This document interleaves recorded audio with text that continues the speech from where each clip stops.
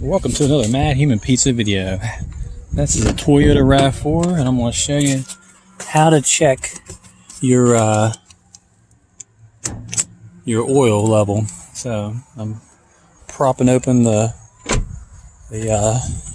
hood here, and there's a little, there you go, you just flip that black right there, see that?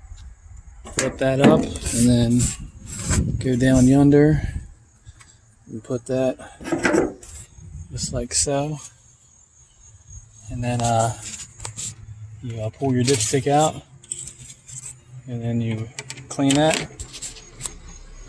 Hey, hold on a second, hold on.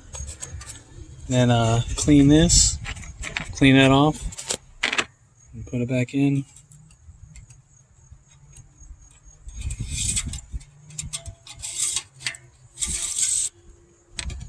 And check the level, make sure it's between those balls or lines. And there you go, that's how you check your oil level. Have a great day.